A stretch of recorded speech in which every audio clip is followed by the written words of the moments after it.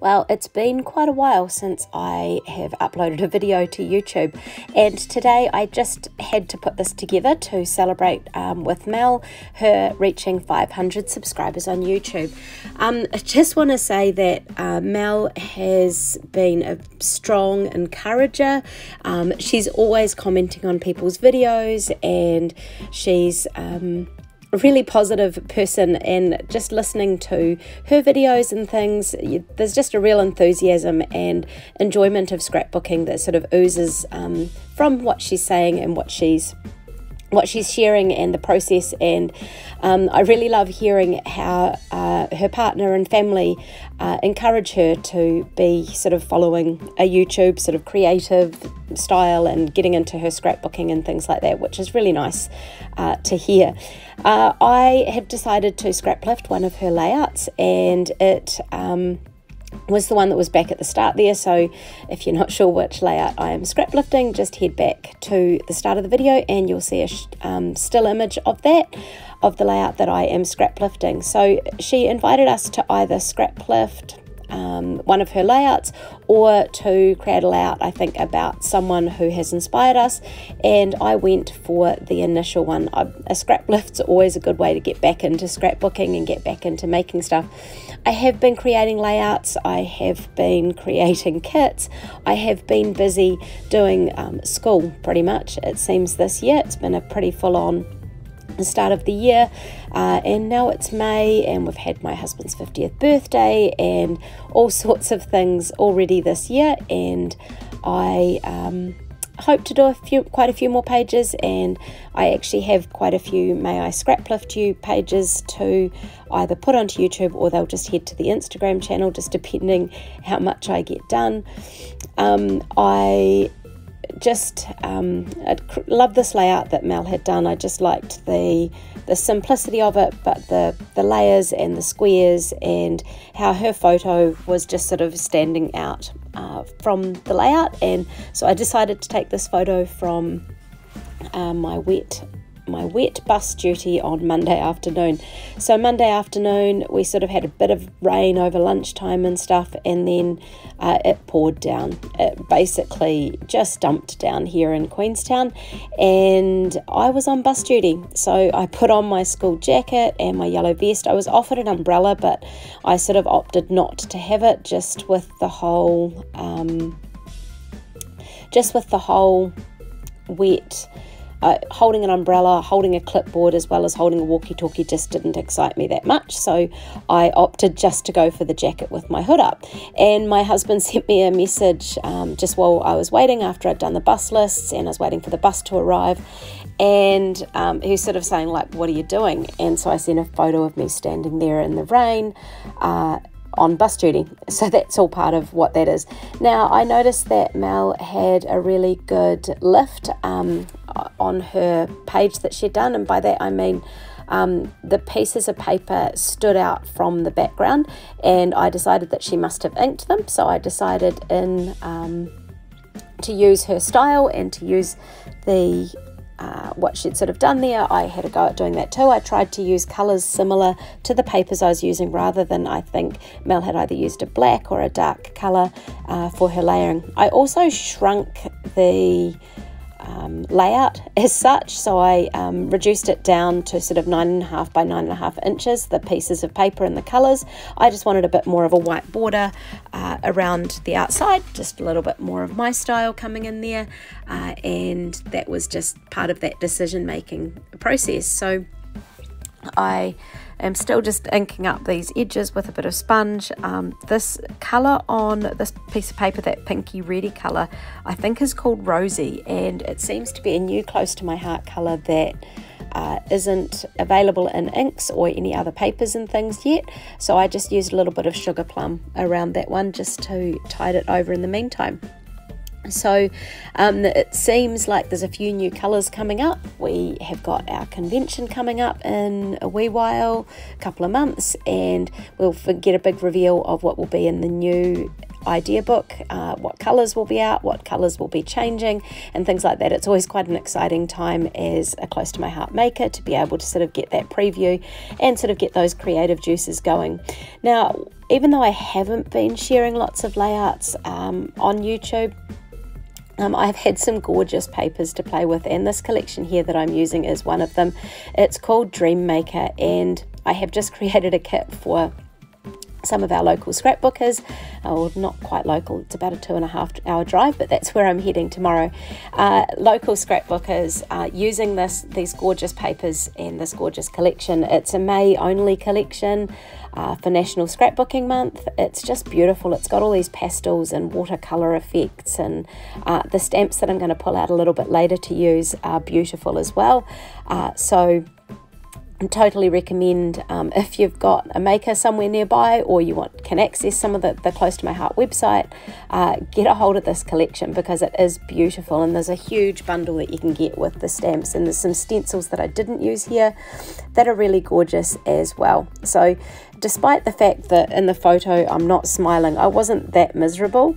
It just sort of looks like it because I was sort of expressionless. So don't be fooled by the look. I wasn't that bothered by being out in the rain. It was kind of a refreshing walk, actually. Yeah, so it's not that bad, and it kind of looks, I do title it Chasing Sunshine in the End. That was one of the stamps on this Dream Maker collection, and so I do use that. So what I'm going to play around with here is a little bit of stamping and colouring my stamps using the back of the stamp, which I haven't really done before, and you can tell that as I go through this process.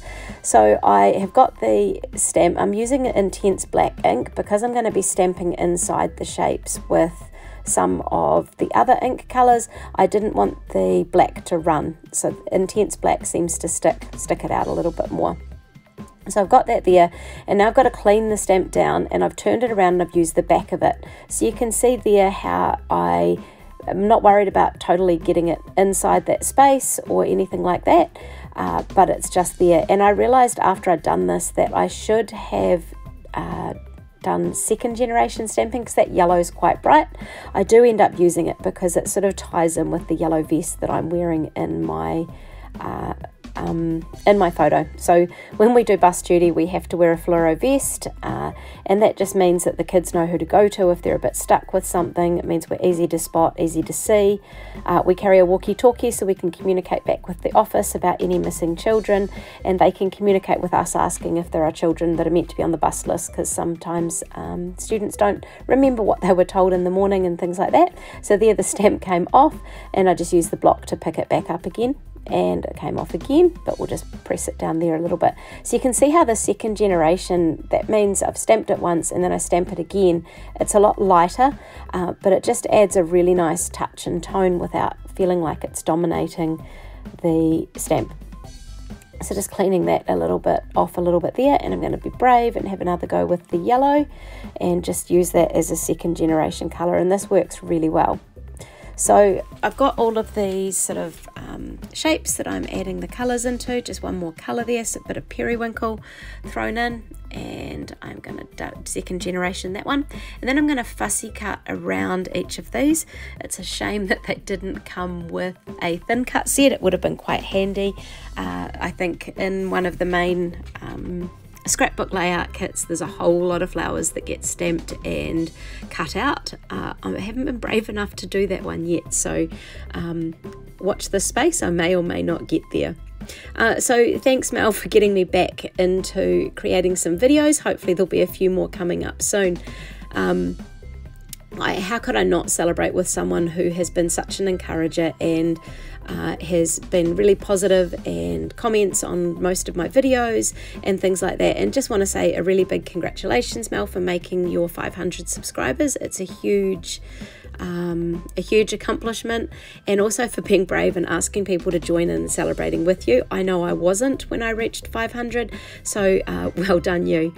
And I am just sticking these flowers down here. I could have used some foam tape, but I decided not to keep it a bit flatter. I had wrinkled up the edges of the papers and stuff back then, which isn't something that Mel had done on her page, but that's it's my creative license. I'm scrap lifting, not copying.